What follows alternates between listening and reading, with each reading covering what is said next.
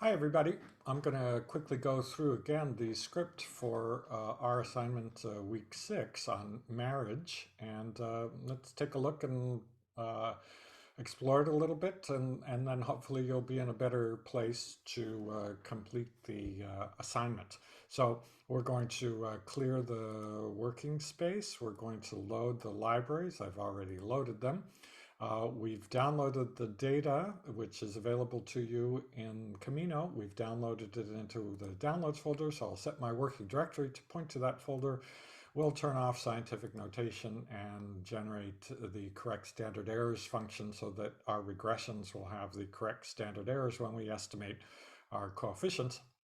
Uh, Now I'm going to skip, we have this Excel file, but we're not going to use that. Instead, we'll just read directly in the R data set that has been stored.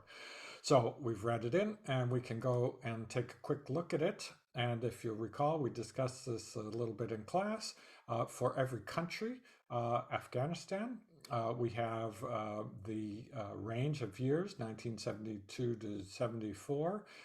We have men, age group 15 to 19, and then what's the percent of them who are married, and that's 0%. If we look down here for Afghanistan, the percent of men aged 25 to 90 who are married is 59%. Let's jump down here. Afghanistan, in 1979, the percent of men who are aged 40 to 44 who are married is 91%. Let's jump to another country. So let's go way down here. So we have Bolivia, the plurinational state of Bolivia. In 2003, the percent of men aged 60 to 64 who are married is 73%. So every row here corresponds to a country, a year or a range of years, sex, men or women, a marital status, divorced, married, never married, an age group, and then a data value, which is the value for that marital status, for that sex, for that year. So what's for that age group? Well, so what's the percent of men uh, who are age 60 to 64 in Bolivia in 2003 who are married? Well, it's 73.3%, right? So that's the way this data is structured. It's what's sometimes called a long data set. So instead of having multiple columns for who's married, who's divorced, what fraction are married, what fraction are divorced, what fraction are never married, everything is stacked in a long way. So we're repeating the same things over and over again.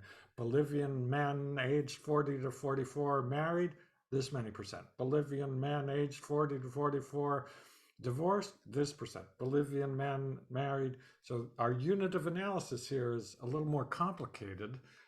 It's country by age group by year of the data, the census, by marriage category. Those are, I think, the one, two, three, four. Yeah. So it's country by year, by sex, by marital status, by age group. So there's 5 things that are defining each row. Um, so it's a more complex data set than we're used to. What's more complicated about it too is that not every country is observed every year.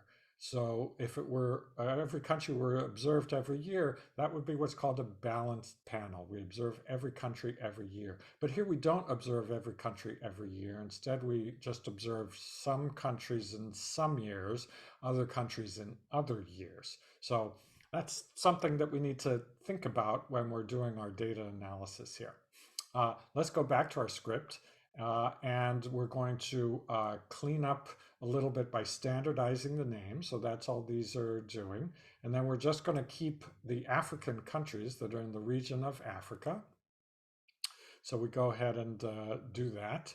And then we're going to, now we can see if we see the years in which we observe, we'll just arbitrarily say that's going to be the start year. The reason that we have a start year and end year is some of the censuses and surveys overlap.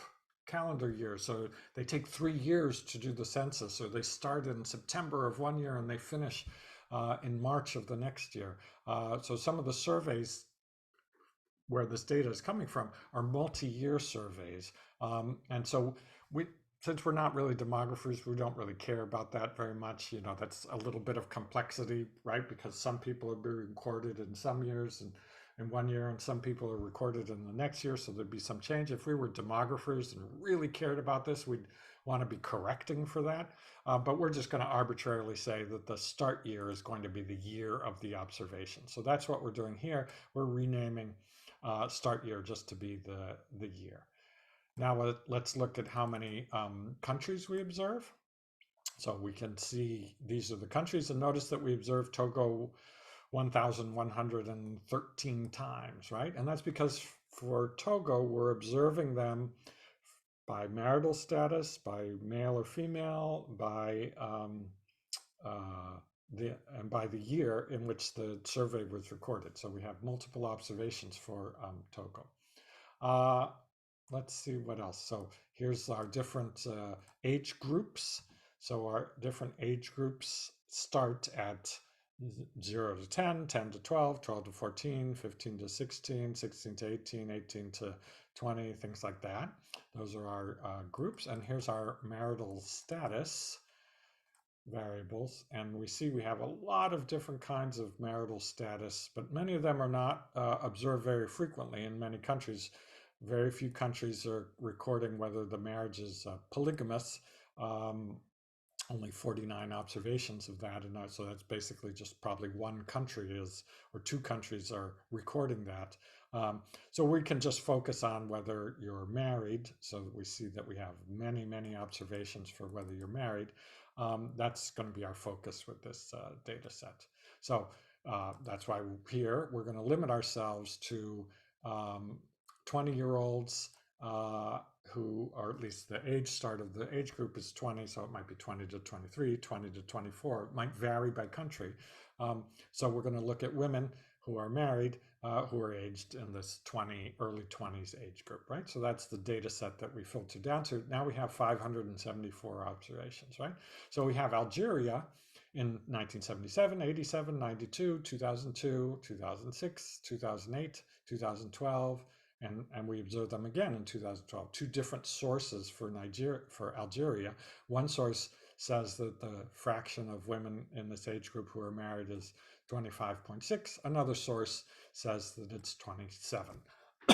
So slight differences from those two sources of the age group married. For Angola, we have 1970, 2001, 2014, and then 2015. We have two sources there. Here we have completely different numbers. So Angola, this one, oh no, I see it's not in order. This is 1970. Where is Angola? 2015. Women married age 20 to 24. Yeah, this is bizarre. One source gives it as 7%, and the other source gives it as 50%, right? So we have a big discrepancy in the sources depending on how they measured the marriage age, right? So that's another thing that we need to think about with this data. For Benin, we have two sources for 2011, married 20 to 24. We have 62.9%, but another source gives us 46.20%. Then in 2014, we have 42%. In 2017, we have 67%. Obviously something didn't happen in Benin between 2014 and 2017 that made the marriage rate jump from 40% to 67%. This is because it's a different source of the data. So I think in the way we have this data set here, we don't know what the different sources are. We'd have to go back to the original data set to find what the original sources are. Let's look at our data on the marriage rates for women who are age 20. We'll just take the data set, we pipe it into the filter command to just include years after 1969, so 1970 and above. Just include the countries, Sudan, Burkina Faso, and South Africa, and then we'll map, the x-axis will be the year, the y-axis will be the data value, and because we're only looking at married women aged 20, so that's what our percent is going to be, the percent of women aged 20 who are married. And then we'll plot that. We're going to call it P, and then we're going to adjust P a little bit to add a smooth line and generate the, and then here we're going to call that P0, and then here we're going to display P0. So we just run this block here, and then we get, here's our smooth line. So our top line, I think, was Burkina Faso. So we have one observation here, then two very close together here, 1983 and 85. Then looks like 92, and then here we have two different sources from the same year, but they're very similar. Here we have two more sources for the same year, also very similar. Here again, we have two sources for the same year, very similar. This is our smooth line of all the sources. Notice for the middle one, which I think was Sudan, maybe, we have an outlier up here. So this is the smooth curve, and then there's this outlier here. You might think, oh, what, if we were demographers doing a proper, kind of exercise with this, we definitely would want to figure out what that data point is here, this Sudan. And then we see South Africa, low marriage rate for young women in their 20s, right? Below 20% of them are married. So that's what our data is. And I think I'll stop right here and continue in another video.